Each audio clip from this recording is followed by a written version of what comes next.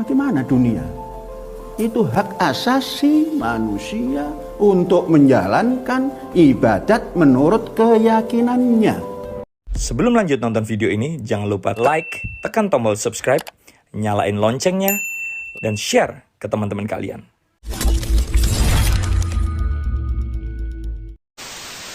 Assalamualaikum warahmatullahi wabarakatuh. Apa kabar sobat-sobat dimanapun Anda berada? Mudah-mudahan kita semua sehat walafiat, tidak kurang satu apapun juga. Panji Gumilang diwawancarai oleh Kick Andy di Pondok Pesantren Al Zaitun. Dalam wawancara ini sobat, terungkap beberapa hal yang saat ini sedang heboh di tengah masyarakat. Dan Kick Andy menanyakan dengan sangat tegas kepada Panji Gumilang. Mari kita simak wawancaranya sobat. Al Zaitun mengajarkan ajaran sesat. Dari stempel atau stigma bahwa Al Zaitun ini mengajarkan ajaran sesat, apa komentar Anda? Saya tidak berkomentar dulu. Saya bertanya siapa yang mengatakan itu. Oke, kalau di permukaan banyak sekali. Simpulkan dulu satu. Oke, saya simpulkan. Ini berkaitan terutama dengan video yang beredar dan itu menjadi viral. Dan itu komentarnya jadi bermacam-macam dari berbagai perspektif. Salah satu yang dilihat adalah adanya seorang perempuan di antara para pria dalam sholat Id atau sholat Idul Fitri baru-baru ini. Langsung orang menyimpulkan ada yang gak beres ini. Berarti ada yang salah dalam ajaran di Pondok Pesantren Al Zaitun. Itu aja dulu. Yang menuduh sesat bukan mereka. Kalau mereka, orang yang lain-lain tidak akan terpengaruh. Yang memberikan tuduhan itu unsur yang menganggap dirinya punya wewenang. Apa perlu saya sampaikan?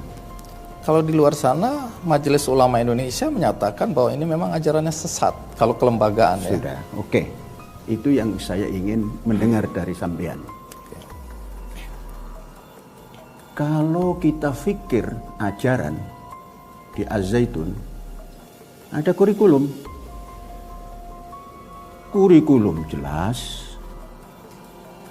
kurikulum Departemen Agama, kurikulum Diknas, kita combine, dan itu mendapatkan akreditasi.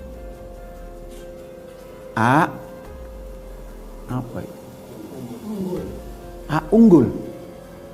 Tingkat dasar, tingkat menengah, tingkat atas, akreditasinya A unggul. Kalau itu sebuah ajaran sesat, dari dulu tahu. Kemudian, kalau hal-hal yang berkenaan dengan pelaksanaan sholat, kemudian ada wanita, saya mengedepankan fikih sosial, mengangkat harkat martabat wanita yang selama ini terpinggirkan. Baru dimulai dalam politik, itu pun hanya 30%. Sedangkan pemahaman yang saya punya berdasarkan Al-Quran sama. Innal muslimin wal muslimat wal mu'minin wal mu'minat wal qanitin wal qanitat tidak pernah dikesampingkan, sejajar. Nah, kalau soal itu saja lantas sesat menyesatkan, bagaimana dunia? Itu hak asasi manusia untuk menjalankan ibadat menurut keyakinannya. Dasar kami Al-Quran. Tapi tafsirnya berbeda dengan yang ditafsir oleh... Jangan cari persamaan. Kalau persamaan semua, selesai dunia ini. Dunia berpikir itu terus berkembang. Berkembang. Begitu juga kita memahami Al-Quran, bukan menafsir. Memahami. Pemahaman yang kemudian dianggap menyimpang. Itu anggapan yang tidak sama dengan anggapan kita. Oke saja. Saya juga tidak menyalahkan orang itu. Inilah kebebasan beragama. Siapapun tidak boleh memberikan stigma. Sampai negara saja tidak mau menstigma.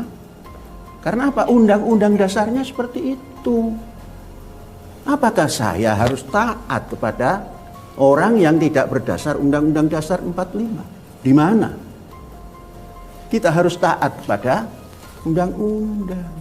Walaupun apa yang sudah berjalan selama ini yang dikenal oleh orang-orang itu adalah kelaziman. Kelaziman memang lazim, tapi berikan hak kepada kita yang memahami agama ini dari Al-Quran tadi. Dan ini bukan dibawa ke masyarakat, ditanamkan kepada generasi yang kita bawa untuk mencintai negaranya ini, supaya bisa memahami ajarannya dengan baik. Kalau kurikulum berjalan, tapi kita memberikan semangat kepada pelajar dengan pembinaan agar ruhnya ini punya kemerdekaan, agar fikirnya punya kemerdekaan, agar ilmunya punya kemerdekaan, sehingga apa yang dikhayalkan untuk mencapai dunia baru bahagia akan ketemu.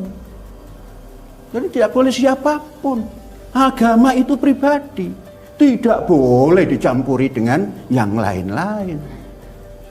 Dan saya tidak pernah menistakan orang yang punya kelaziman itu. Baik sobat, di sini Kick Andy menanyakan tentang sholat yang dilakukan di Pondok Pesantren Al Zaitun ini, di mana ada perempuan yang berdiri sejajar di depan di saf laki-laki.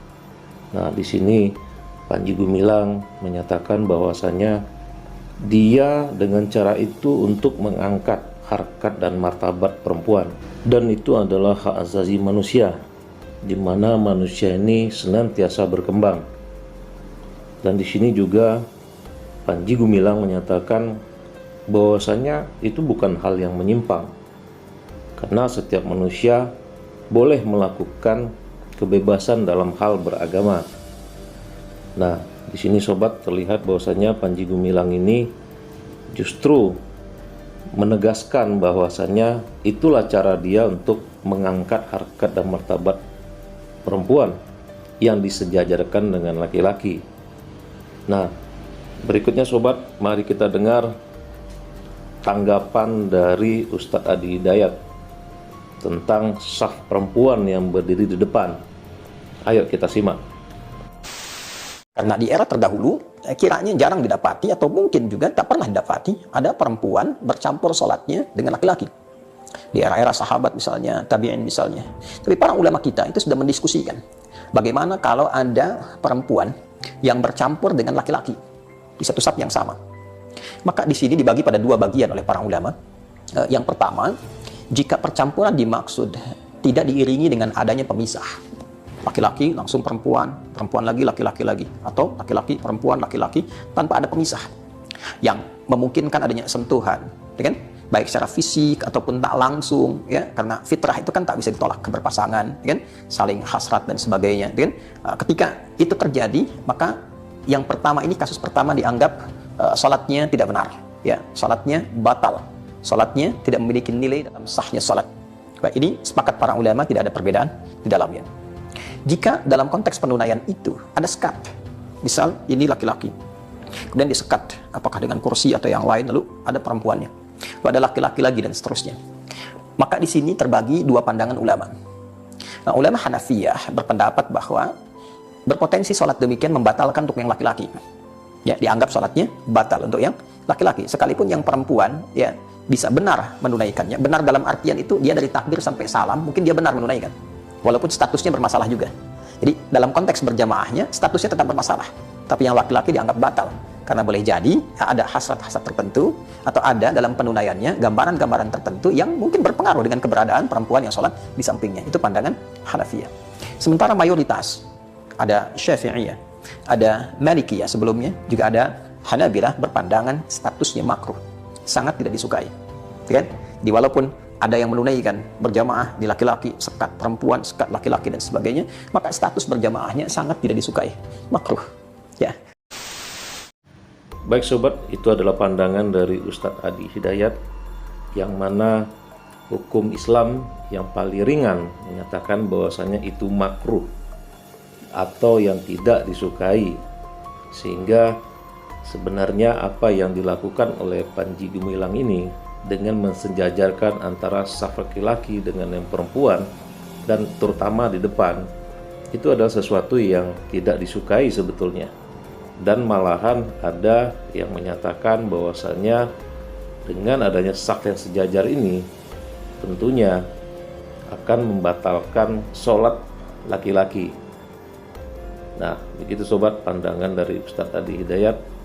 Baik lebih dan kurangnya saya mohon maaf. Assalamualaikum warahmatullahi wabarakatuh.